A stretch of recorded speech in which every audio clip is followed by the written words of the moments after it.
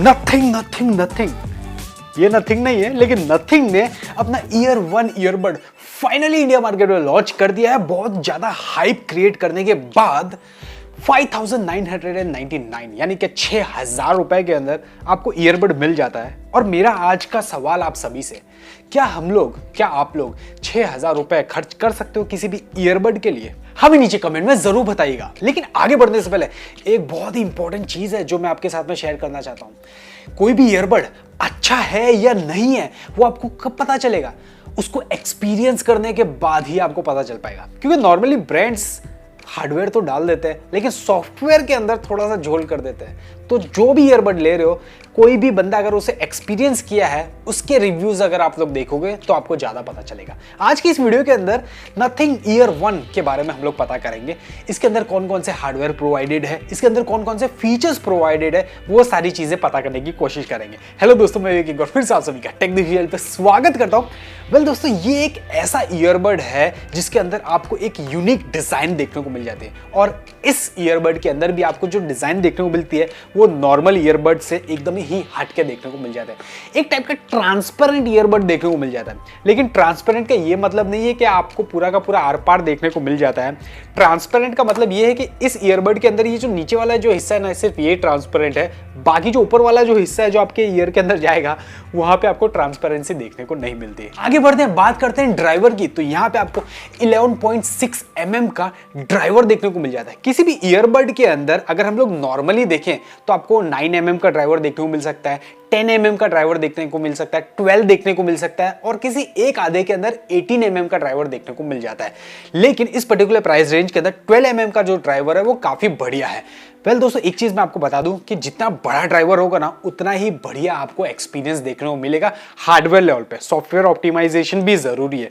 For an example, मेरे पास में ये हेडफोन है, यहाँ पे आपको 50 mm का ड्राइवर देखने को मिल जाता है। तो यहाँ पे जो बेस का आउटपुट होता है ना, काफी फाड़ो आउटपुट होता है। आगे बढ़ते हैं, बात करते हैं ब्लूटूथ कनेक्टिविटी की। तो यहाँ पे आपको ब्लूटूथ 5.2 का सपोर्ट देखने को मिल जाता है।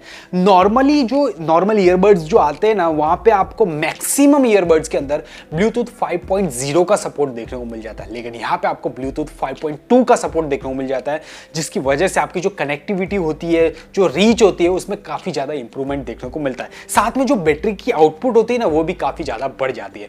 वेल, यहाँ पे आपको IPX4 की रेटिंग देखने को मिल जाती है। सो स्प्लैश प्रूफ आपको यहाँ पे डिजाइन देखने को मिल जाती है। आगे बढ़ते हैं, बात करते हैं इसके मेन इंपॉर्टेंट फीचर की।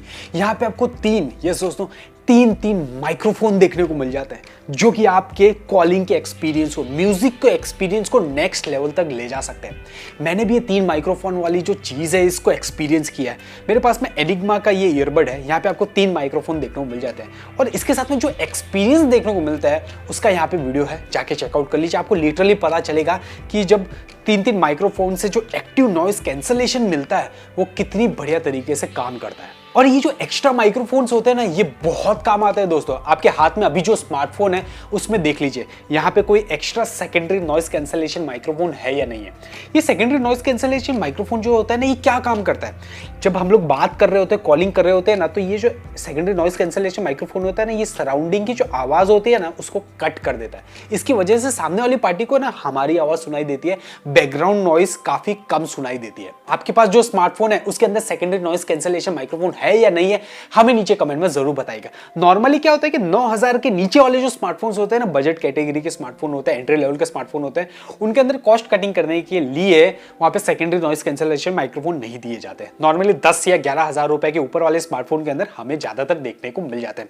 सो इस ईयरबड के अंदर भी और नथिंग के ईयर 1 के अंदर भी आपको 3 माइक्रोफोन देखने को मिल जाते हैं, जिसकी वजह से कॉलिंग के अंदर आपको हेल्प मिलती है, प्लस जो साउंड होता है ना, वो आप मैनेज कर सकते हो। एक्टिव नॉइस कैंसलेशन, अभी ये क्या होता है मैं आपको बताता हूं। फॉर एन एग्जांपल, मेरे पास में ये एनिग्मा का ईयरबड है, इसके अंदर मैं डबल टैप करूंगा ना, तो एक्टिव नॉइस कैंसलेशन स्टार्ट हो जाएगा। उससे क्या होगा कि बैकग्राउंड की जो नॉइज होगी ना, वो काफी हद तक कम हो जाएगी। ये आपके कहाँ काम आता है? फॉर एन एग्जांपल, आप ट्रेन में घूम रहे हो, या फिर बस में कहीं पे जा रहे हो, या फिर क्राउडेड एरिया के अंदर हो, जहां पे आप सिर्फ अपने म्यूजिक को एंजॉय करना चाहते हो, मूवीज देखना चाहते हो ट्रेन में, तो उस टाइम पे बहुत सारी आवाज होती है ना, वो काफी हद तक कम हो जाती है जब आप एक्टिव नॉइस कैंसलेशन को ऑन करते हो। उसके बाद में एक और मोड मिल जाता है, जहां पे आपको नॉर्मल मोड देखने को मिल जाता है, जहां पे आप बाकी जो ईयरबड्स होते हैं वो किस तरीके से काम करते हैं वैसे काम करता है। और साथ में तीसरा ऑप्शन भी देखने को मिल जाता है, जहाँ पे जो सराउंडिंग की आवाज़ होती है ना वो काफ़ी हद तक बढ़ जाती है। ये आपके तब काम आता है जब आप ऑफिस के अंदर हो, तो आप फ़ोन पे भी बात करना चाहते हो, साथ में आसपास में जो चल रहा है वो भी अगर आप लोग जानना चाहते हो, तब वो जो मोड होता है ये काम करता है। वेल दोस्तों, अब बात कर लेते हैं इसके बैटरी की और बैटरी बैकअप की। नथिंग ईयरबड का जो केस आता है ना, उसके अंदर 570 mAh की बैटरी देखने को मिल जाती है। कंपनी के हिसाब से पूरा का पूरा जो केस से जितनी चार्जिंग मिलती है, उससे ये जो ईयरबड है अप टू 34 आवर्स का प्लेबैक टाइम प्रोवाइड कर देता है। अगर हम लोग बात करें ईयरबड की, तो जब एक्टिव नॉइस कैंसलेशन बंद होगा ना, उस टाइम पे क्लोज टू 5.7 आवर्स का प्लेबैक टाइम प्रोवाइड कर देगा ये ईयरबड कंपनी के हिसाब से। और अगर आपका एक्टिव नॉइस कैंसलेशन चालू है तो बैटरी थोड़ा सा ज्यादा कंज्यूम होगा, अप टू 4 आवर्स का प्लेबैक टाइम ये प्रोवाइड कर देता है। ये जो बैटरी बैकअप का जो टाइमिंग कंपनी शेयर करती है हम सभी के साथ में, ये बहुत सारे इंपॉर्टेंट चीजों पे निर्भर करता है। फॉर एन एग्जांपल, आपके स्मार्टफोन के अंदर कौन सा ब्लूटूथ कनेक्टिविटी है, साथ में आपने वॉल्यूम कितना ऊपर नीचे कर रखा है, प्लस कितने डिस्टेंस पे आप लोग ये सुन रहे हो, ये सारी चीजें इसके जो बैटरी के आउटपुट को ऊपर या फिर नीचे कर सकती है। साथ में कुछ इंपॉर्टेंट सेंसर्स भी यहाँ पे देखने को मिल जाते हैं। For an example, in year detection sensor देखने को मिल जाता है। ये तब काम आता है जब आप इसको अगर ऐसे निकाल देते हो ना, तो ये ऑटोमेटिकली सेंस कर देता है कि ये अभी कान में नहीं है, तो ये ऑटोमेटिकली जो आपका म्यूजिक चल रहा होगा या फिर मूवी चल रही होगी उसे पॉज कर देगा, वापस से लगाओगे तो ऑटोमेटिकली चालू कर देगा। ये फीचर बहुत सारी पब्लिक के काम आ सकता है। प्लस यहाँ पे आपको स्वाइप जेस्टर, टैप जेस्टर, इस टाइप के फीचर्स देखने को मिल जाते हैं। साथ में यहाँ पे आपको एप्लीकेशन भी देखने को मिल जाता है जिससे आप ये जो ईयरबड है इसे कंट्रोल कर सकते हो। प्लस एक और इंपॉर्टेंट चीज, यहाँ पे चार्जिंग के लिए वायरलेस चार्जिंग का ऑप्शन भी देखने को मिल जाता है। तो ये थे कुछ फीचर्स जो आपको नथिंग ईयरबड के अंदर देखने को मिल जाते हैं। फीचर्स डाले हुए हैं, हार्डवेयर अच्छा डाला हुआ है, लेकिन इसका मतलब ये नहीं कि भाई ईयरबड भी है वो एक्स्ट्रा ऑर्डिनरी होगा।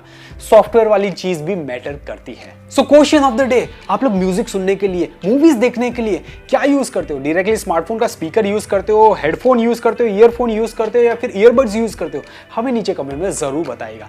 प्लस एक्टिव नॉइस कैंसलेशन कैसे काम करता है उस पर ये वीडियो बनाया हुआ है, जाके चेकआउट कर लीजिए। प्लस सुपर बेस वाला नेक बैंड अगर कम रेट के अंदर चाहिए तो ये वीडियो आपकी हेल्प करेगा। मिलता हूं नेक्स्ट वीडियो के अंदर, तब तक के लिए टाटा bye bye. This is Vivek signing of.